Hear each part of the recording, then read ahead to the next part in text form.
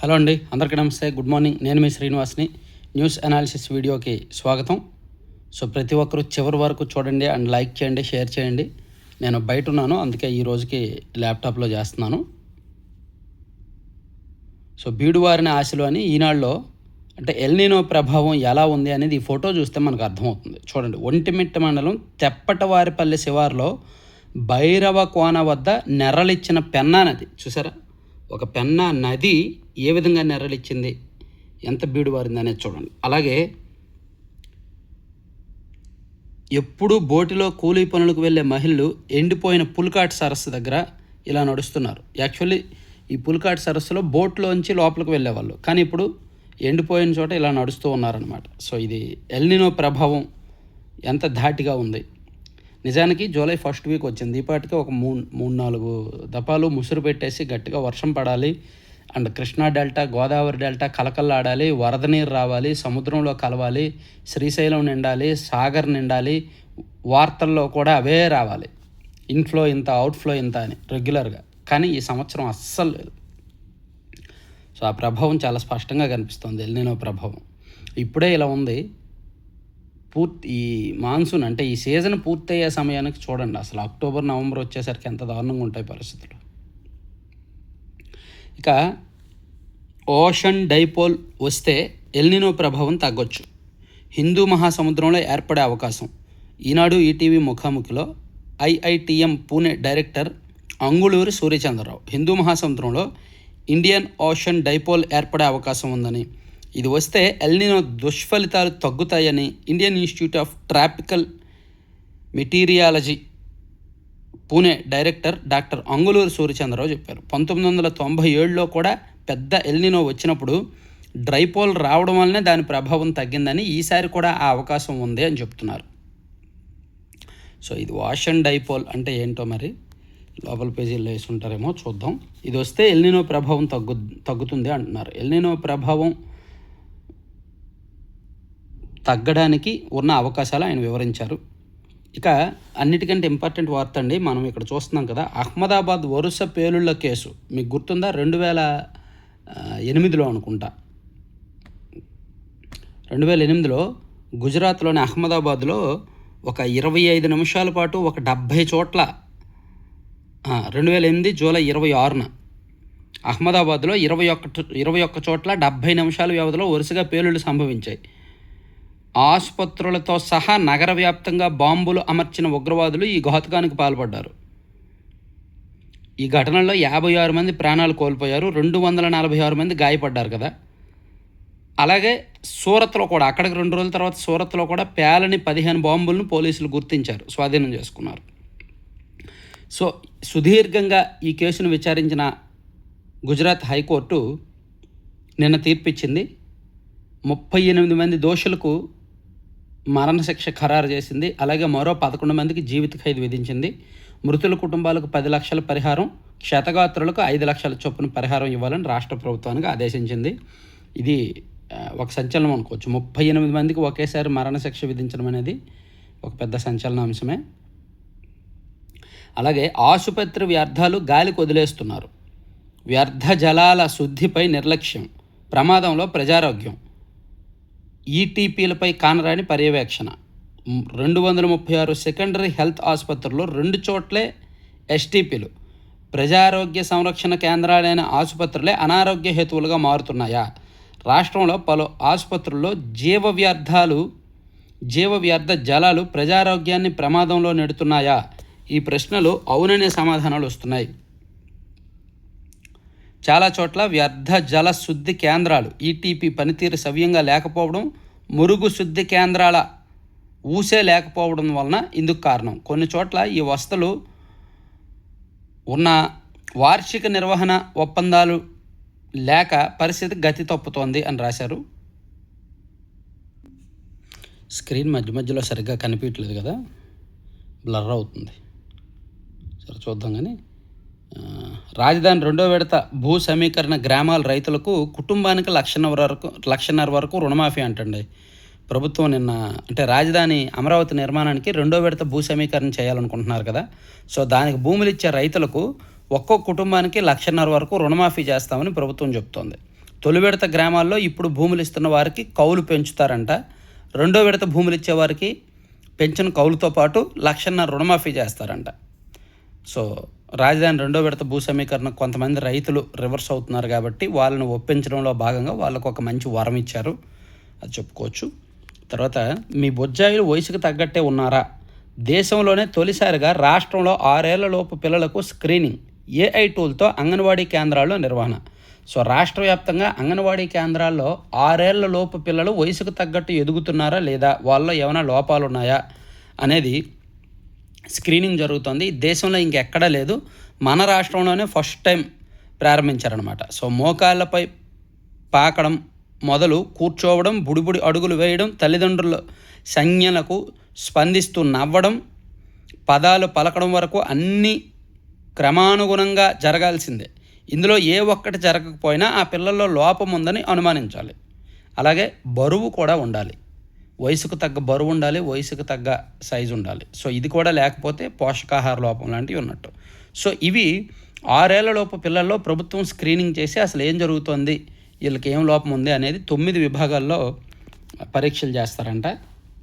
ఇది మంచి నిర్ణయం సో పిల్లలకి. ఇక విశ్వ విపణికి మన హస్తకళా వస్తువు, సంస్కృతి పరిరక్షణలోనే జాతి గొప్పతనం, కళాకారుల సమస్యలపై మంత్రివర్గంలో చర్చించి పరిష్కరిస్తాం.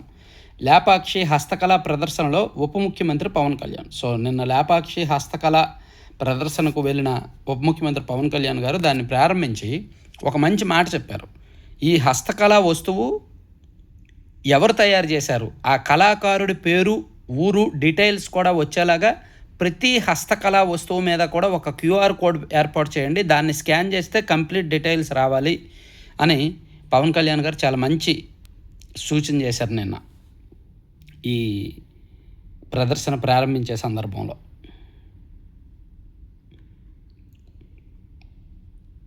ఇక దక్షిణ కొరియాలో మంత్రి లోకేష్ గారి పర్యటన కొనసాగుతోంది. సో నిన్న LG, శాంసంగ్, హ్యూండై, అపాక్ట్ సంస్థల ప్రతినిధులతో ఆయన భేటీ అయ్యారు. సో ఆంధ్రప్రదేశ్లో పెట్టుబడులకు ఉన్న అవకాశాలు ఆయన వివరించారు. ముఖ్యంగా మ్యానుఫ్యాక్చరింగ్ యూనిట్లు ఏర్పాటు చేయండి మా రాష్ట్రంలో,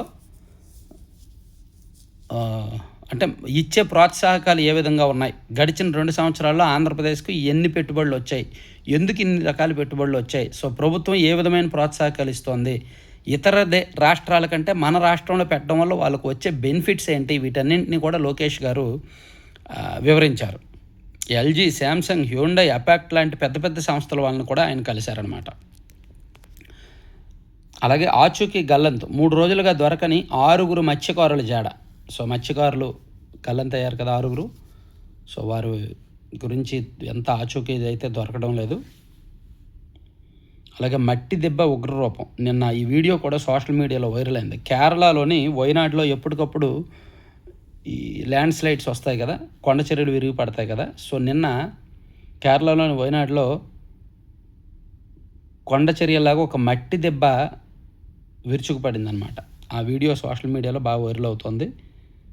సో 3 మరణించారు, మరో 5 గల్లంతయ్యారు, 10 మందికి గాయాలయ్యాయి. నెక్స్ట్ పేజ్ చూస్తే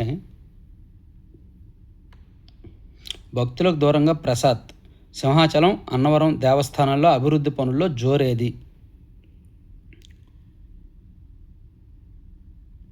సో ప్రసాద్ పథకంలో భాగంగా అభివృద్ధి పనులు సరిగ్గా జరగడం లేదు అని రాశారు. తర్వాత ఇథనాల్ తయారీకి ప్రత్యేక పాలసీ, SIPB సమావేశంలో ముఖ్యమంత్రి చంద్రబాబు 9,076 కోట్ల పెట్టుబడులకు ఆమోదం, తద్వారా 10,531 మందికి ఉపాధి. సో రాష్ట్రంలో కూటమి ప్రభుత్వం వచ్చిన తర్వాత ప్రతీ నెల కూడా SIPB రాష్ట్ర పెట్టుబడులు ప్రోత్సాహకం బోర్డు. సో ఈ సమావేశం 19వ సమావేశం నిన్న జరిగింది, 19వ సమావేశం జరిగింది.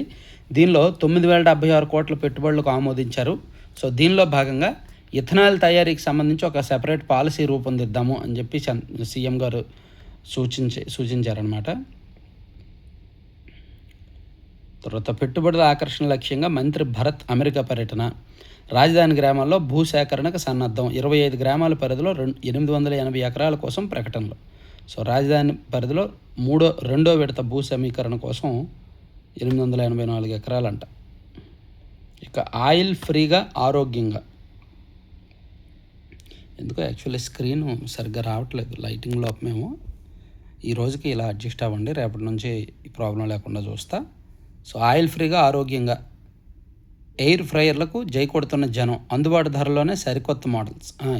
ఎయిర్ ఫ్రైయర్లు విపరీతంగా డిమాండ్ ఉంది. ఈవెన్ మనం చికెన్ లాంటివి కూడా చేసుకోవాలంటే వితౌట్ ఆయిల్ చేసుకోవచ్చంట ఎయిర్ ఫ్రైయర్లు. ఆయిల్ లేకుండా ఎయిర్తో ఫ్రై చేస్తాయంట. ఇది బాగుంది, ఇది చాలా రీల్స్ కూడా ఉన్నాయి దీని మీద, ఎలా చేయొచ్చు ఎలా వాడచ్చు అని చూడొచ్చు. రేటు కూడా 3,000 నుంచి స్టార్టింగ్ ఉంటుంది ఇవి ఎయిర్ ఫ్రైయర్లు. మంచి మంచి బ్రాండ్లు ఫిలిప్స్ వాళ్ళు కూడా దించారనమాట ఇవి. సరే, ఏపీలో శాంసంగ్ సిటీ ఏర్పాటు చేయండి. ఎల్జీ, శాంసంగ్, హ్యూండాయ్, అపాక్ట్ సంస్థల ప్రతినిధులతో లోకేష్ భేటీ. పరిశోధన ఆవిష్కరణ కేంద్రం, మెగాక్ సైన్స్ పార్క్, అలాగే మట్టి దగ్గర రూపం అనేది కూడా చూడొచ్చు. ఉండవల్లిలో అత్యాధునిక హెలిపోర్ట్. గుంటూరు జిల్లా ఉండవల్లి దగ్గర హెలికాప్టర్ ల్యాండింగ్ కోసం హెలిపోర్ట్ ఏర్పాటు చేయనున్నారు. దేశంలో మొదటి ఉపగ్రహ ఆధారిత private point in space instrument approach procedure విధానంలో దీన్ని నిర్వహించేందుకు రాష్ట్ర విమానాశ్రయాల అభివృద్ధి సంస్థ పంపిన ప్రతిపాదనను కేంద్రం ఆమోదించింది.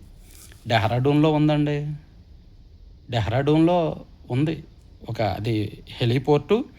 అది కూడా ఉపగ్రహ ఆధారిత ప్రైవేట్ పాయింట్, దాంతోనే రన్ అవుద్ది. డెహ్రాడూన్లో చాలా పెద్ద హెలిపోర్ట్ అది. ఎందుకంటే డెహ్రాడూన్లో ఎందుకుందంటే అక్కడ నుంచి కేదార్నాథ్, బద్రీనాథ్, ఈ చార్ధామ్ యాత్రకు వెళ్ళే వాళ్ళు హెలికాప్టర్లో వెళ్ళాలంటే డెహ్రాడూన్ వెళ్తారనమాట. సో నేను 2 months బ్యాక్ వెళ్ళాను కదా, డెహ్రాడూన్ వెళ్ళి అక్కడ నుంచి హెలికాప్టర్లోనే వెళ్ళాను. అది చాలా పెద్ద హెలిపోర్ట్ అది.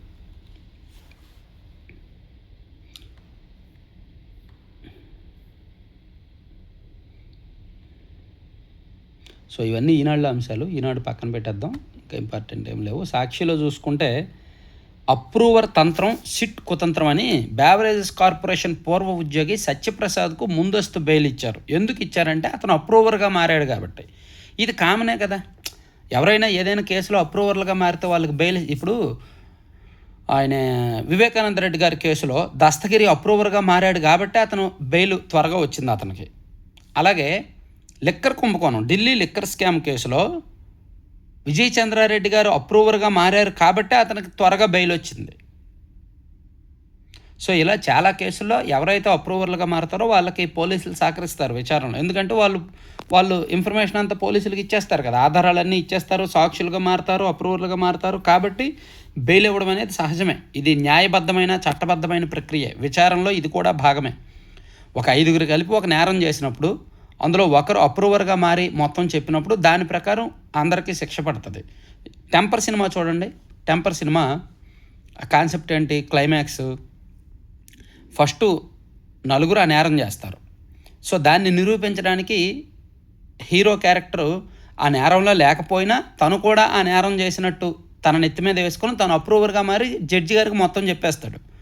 అప్పుడు కోర్టు 5గురికి కూడా శిక్ష విధిస్తుంది. అంటే అతను సాక్ష్యాలు ఆధారాలు ఇవ్వడానికి అప్రూవర్గా మారిన వ్యక్తి చట్టబద్ధంగానే న్యాయబద్ధంగానే ఉపయోగపడతాడు. సో ఇదేమి తప్పు కాదు, ఇదేదో అది పెద్ద తప్పు అనేటట్టు రాశారు. అప్రూవర్ తంత్రము, సిట్ కుతంత్రం, ఒక పెద్ద హెడ్డింగ్ పెట్టి ప్రేస కోసం పాకులాడి కుతంత్రాలు, తంత్రాలు, మంత్రాలు, యంత్రాలు. ముందస్తు బెయిల్ పిటిషన్ ఏమాత్రం వ్యతిరేకించిన సిట్టు. మద్యం అక్రమ కేసులో చంద్రబాబు ప్రభుత్వ పన్నాగం మరోసారి బట్టబయలు. తాము చెప్పినట్టు తప్పుడు స్టేట్మెంట్లు ఇస్తే ఎంతకైనా బరి తెగిస్తారనేందుకు ఇదే నిదర్శనం. ప్రభుత్వ పెద్దల ఆదేశాల మేరకు సిట్ తీరు మొదటి నుంచి ఇంతే. తప్పుడు వాంగ్మూలాలు ఇవ్వకపోతే అరెస్టులు, వేధింపులు, ప్రలోభాలతో టార్గెట్ చేసిన వారి పేర్లు చెబితే బెయిల్ వచ్చేలా అవకాశమని ఏదో వీళ్ళకి సాధ్యమైంది రాశారు. ఇక స్కిల్ కుంభకోణం కేసులో కీలక పరిణామం. కేసు మూసివేత, తుది తీర్పు కాపీ బహిర్గతానికి ఏసీబీ కోర్టు అంగీకారం. తుది తీర్పు కాపీని థర్డ్ పార్టీ అయిన తిలక్కు ఇచ్చేందుకు ఆమోదం అంట. ఇక అర్జెంటీనా అదర్స్ క్వార్టర్ ఫైనల్లో 3-2తో ఈజిప్ట్ విజయం. అర్జెంటీనా అని కాదు కానీ నిన్న ఇండియా ఇంగ్లాండ్ 2020 మ్యాచ్, పాపం ఇండియా పరువు పోతుందండి. ఐర్లాండ్ మీద 2 మ్యాచ్లు ఓడిపోయారు కదా, 2 జరిగాయి, 2 ఓడిపోయారు. ఇంగ్లాండ్ మీద 3 జరిగితే ఫస్ట్ది వర్షం కారణంగా జరగలేదు, రెండోది మూడోది ఓడిపోయారు. నిన్న చాలా దారుణంగా ఓడిపోయారు. ఇంగ్లాండ్ వాళ్ళు 201 రన్స్ చేస్తే 202 టార్గెట్తో మన వాళ్ళు బ్యాటింగ్కి దిగి 76 రన్స్కి అవుట్ అయిపోయారు. 76గా ఆల్అవుట్. 125 రన్స్ తేడాతో ఓడిపోయింది నిన్న టీం. అసలు చెప్పుకోవడానికి పెద్ద పెద్ద ప్లేయర్లు. Ishan Kishan world number 1 T20 batsmen. Vaibhav Suryavanshi పాపం అతను మొన్న మ్యాచ్లో 2 సిక్స్లే కొట్టాడు, నిన్న మ్యాచ్లో 2 సిక్స్లు కొట్టి అవుట్ అయ్యాడు. అభిషేక్ శర్మ, తిలక్ వర్మ, శ్రేయస్ అయ్యర్, పెద్ద పెద్ద బ్యాట్స్మెన్. వీళ్ళందరూ కూడా చూస్తే అబ్బో టాప్ బ్యాట్స్మెన్, మంచి బ్యాట్స్మెన్ అనిపించుకుంటారు. కానీ జాయింట్గా అందరూ ఫెయిల్ అవుతున్నారు, టీం ఫెయిల్ అయిపోతుంది, ఎవరూ ఫామ్లో లేరు పాపం.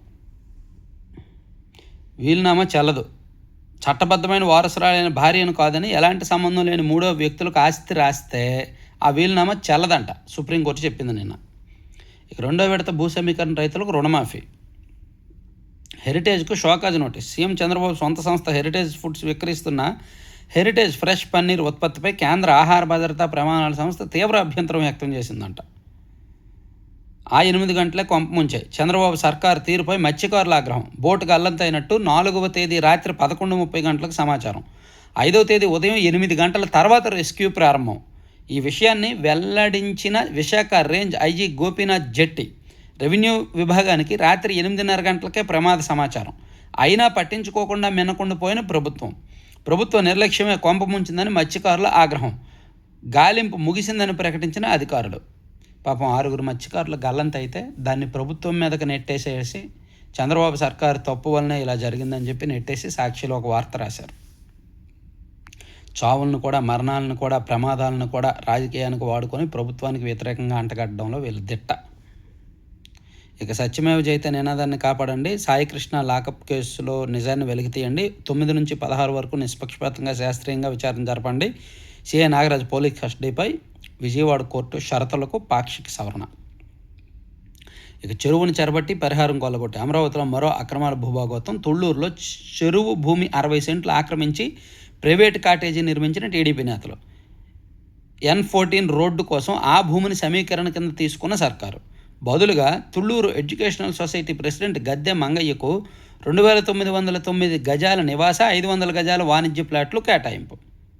ఓహో, చెరువు భూమిని ఆక్రమించి అది సిఆర్డీఏకు ఇచ్చేస్తే, భూ సమీకరణలో ఇచ్చేస్తే దానికి బదులుగా ఇతను విలువైన ల్యాండ్ తీసుకున్నాడు అని సాక్షిలో ఒక మంచి వార్త రాశారు. ఇంకా సరిపోదన్నట్టు కాలేజీ భవనాలకు సమీపంలో తమకు 3.10 ఎకరాల భూమి ఉన్నట్టు నకిలీ సర్టిఫికేట్ సృష్టించిన వైనం. సో ఇలా ఓ కేంద్ర మంత్రి చక్రం తిప్పడంతో శాశ్వత సచివాలయం సమీపంలో 3 ఎకరాలు కేటాయింపు. ఈ భూకుంభకోణంపై స్థానిక టీడీపీ నేతలే విస్మయం వ్యక్తం చేస్తున్న వైనం. సుప్రీంకోర్టు తీర్పులను ఉల్లంఘించి దోచిపెట్టడంపై రైతులు, న్యాయ నిపుణుల ఆగ్రహం. సో అమరావతిలో ఇటువంటి దోపిడీ జరిగితేనే ప్రజలకు నమ్మకం పోద్ది. సో అమరావతిలో జరిగే ప్రతిదీ, ఖర్చు పెట్టే ప్రతి రూపాయి ట్రాన్స్పరెంట్గా ఉండాలి. కానీ ఆ ట్రాన్స్పరెన్సీ ప్రభుత్వంలో మిస్ అవుతోంది. కాబట్టి ఆ జరిగే పరిణామాలకు ప్రభుత్వమే బాధ్యత వహించాలి. ఇక పొట్ట కొడుతున్నా పట్టదా అని జంగారెడ్డిగూడెంలో పొగాకు రైతుల నిరసనను ఒక మంచి వార్త ఫోటోతో వేశారు. అలాగే విద్యార్థిగలం పోరుగలం అని ఫీజులు, హాస్టల్ సమస్యలపై విజయనగరం కలెక్టరేట్ వద్ద ధర్నా ఫోటో. అలాగే శ్రమజీవుల సమరగర్జన, చంద్రబాబు దగా పాలనపై కథం తొక్కిన మున్సిపల్ కార్మికులని. సో 3 ఫోటోలు పక్కపక్కన వేశారు. ప్రభుత్వానికి వ్యతిరేకంగా నిరసనలు, ధర్నాలు చేస్తున్న వాళ్ళవి. సో ఇది సాక్షి అంశాలు పక్కన పెడితే, ఆంధ్రజ్యోతి చూస్తే మావిగన్కు ఏ బస్సు ఎక్కాలి సార్, ఇది మంచి ఫన్గా ఉందండి. సోషల్ మీడియాలో ఆ రీల్ ఉంది చూడండి. రాజమండ్రిలో ఉన్నాను నేను, మావిగన్ వెళ్ళాలి, ఏ బస్సు ఎక్కాలో చెప్పండి అని చెప్పి జోగి రమేష్కు ఒకరు ఫోన్ చేసి అది రికార్డ్ చేశారు. భలే ఫన్గా ఉంది అది. ఆయనేమో ఇప్పుడు ఎందుకయ్యా మావిగన్ వచ్చాక పెట్టిన తర్వాత చెప్తానులే అంటాడు. ఆయన లేదు సార్ నేను మావిగన్ వెళ్ళాలి, ఏ బస్సు ఎక్కాలో చెప్పండి అంటాడు ఈయన. ఇక రబ్బరు పోర్టులకు దెబ్బే. E20 పెట్రోల్తో E10 వాహనాలకు చిక్కులు. పైపులు, గ్యాస్కెట్లు, సీల్స్, ఈరింగ్స్ పాడైపోతున్నాయి. వాటిని మార్చాల్సి ఉంది. ఇక 41 రోజుల్లో 70 చోరీలు. అయోధ్య రామాలయంలో అడుగడుగున ఉల్లంఘనలే. సీసీటీవీ కెమెరాలున్న కళ్ళు తెరిచి చూడలేని నిర్లక్ష్యం. సో 41 రోజుల్లో 70 చోరీలు చేశారంట. ఖనిజ భాండాగారంగా వంటిల్లు. అన్నమయ్య జిల్లాలో వంటిల్లు బ్లాక్లో అరుదైన ఖనిజాలు.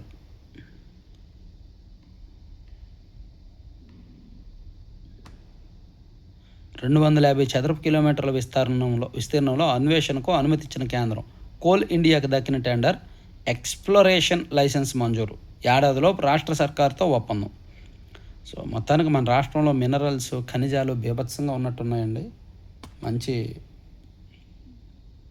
మంచి న్యూస్ ఒక రకంగా. ఆల్రెడీ కర్నూలు జిల్లా జొన్నగురులో బంగారం ఉత్పత్తి ప్రారంభమైంది. కుప్పంలో కూడా బంగారం ఉన్నట్టుగా, రాష్ట్ర వ్యాప్తంగా మరో 8 చోట్ల బంగారు నిక్షేపాలు ఉన్నట్టుగా చూస్తున్నారు. అలాగే ఇప్పుడు ఖనిజ భాండాగారంగా ఒంటిల్లు అని ఇదొకటి అన్నమయ్య జిల్లా ఒంటిల్లో మినరల్స్ ఉన్నట్టు గుర్తించారు, అరుదైన ఖనిజాలు ఉన్నట్టు. ఇక భోగాపురం రెడీ అయింది. భోగాపురం ఎయిర్పోర్టు ఏరోడ్రోమ్ లైసెన్స్ మంజూరుతో సంపూర్ణం. లక్ష్యానికి ముందే 100% పనులు పూర్తి. త్వరలో ప్రధాని మోదీ చేతుల మీదుగా ప్రారంభం. టైర్ 1 నగరాలకు ధీటుగా వస్తువుల ఏర్పాటు. ఏడాదికి 4 కోట్ల మంది రాకపోకలకు అనుకూలం. 20,000 టన్నుల సామర్థ్యంతో కార్గో నిర్మాణం. కేంద్ర మంత్రి రామ్మోహన్ నాయుడు వెల్లడి. అయితే నిన్న భోగాపురం భూములు ఇచ్చిన రైతులకు ఇంకా పరిహారం ఇవ్వలేదు. అది అక్కడ ఆ నియోజకవర్గ ఇన్ఛార్జ్, టీడీపీ ఇన్ఛార్జి కర్రోతి బంగారరాజు కేంద్ర మంత్రి రామ్మోహన్ నాయుడు గారిని అడ్డుకొని గట్టిగా అడిగారు. ఇలా ఉండాలండి. అధికార పార్టీ అయినా, సొంత పార్టీ అయినా రైతుల తరపున నిలబడి, ఆ నియోజకవర్గ తనను నమ్ముకున్న రైతుల తరపున నిలబడి అలా అడగడం అనేది మంచి విషయం. ఇక పారిశ్రామికవేత్తలుగా రైతులు పెరుగుతున్న ఇథనాల్ డిమాండ్ను సద్వినియోగం చేసుకోవాలి. సో సీఎం చంద్రబాబు గారు చెప్పిన అంశాలు. బాండ్లలో బరితెగింపు. తిరుపతి మాస్టర్ ప్లాన్ రోడ్లలో మర్మాలెన్నో. వైసీపీ హయాంలో రహదారులపై ఆటలు. మాస్టర్ ప్లాన్లో లేకున్న రోడ్డు టీడీఆర్ జారీ. ప్లాన్కు భిన్నంగా ఇష్టానుసారం రోడ్ల కుదింపు. కృత్రిమ విలువలు సృష్టించి కోట్లు జేబుల్లోకి. ఈ టీడీఆర్ బాండ్ల కుంభకోణంలో కూడా కాంప్రమైజ్ అయిపోయారు. తెలుసా వైసీపీ హయాంలో రాష్ట్ర వ్యాప్తంగా తిరుపతి, బాపట్ల, తణుకు, తాడేపల్లిగూడెం లాంటి చాలా చోట్ల, తెనాలి చాలా చోట్ల టీడీఆర్ బాండ్ల కుంభకోణం మొత్తం మీద ఒక 20,000 కోట్లు స్కామ్ జరిగింది వైసీపీ హయాంలో. కూటమి ప్రభుత్వం వచ్చాక దాన్ని సిఐడి ఎంక్వైరీకి ఇస్తాము, సిట్ వేస్తామని చెప్పి చాలా కబుర్లు చెప్పి ఆ తర్వాత కాంప్రమైజ్ అయిపోయారు. ఎక్కడికక్కడ వాళ్ళ దగ్గర డబ్బులు తీసుకొని వీళ్ళు కాంప్రమైజ్ అయిపోయారు అన్ని చోట్ల కూడా. పాపం పేపర్లో వార్తలు ఎన్ని వచ్చినా సరే యూజ్ ఉండదమ్మా, కాంప్రమైజ్ అయిపోయారు వాళ్ళు. సరే, ఇది 3 పత్రికల అంశాలు. సో ఇతర అంశాలు కొంచెం క్లియర్గా ఈరోజు బయట ఉన్నప్పటికీ పూర్తి స్థాయిలో విశ్లేషణ వీడియోస్ అయితే వస్తాయి. చివరి వరకు చూసినందుకు ధన్యవాదాలు. Thank you.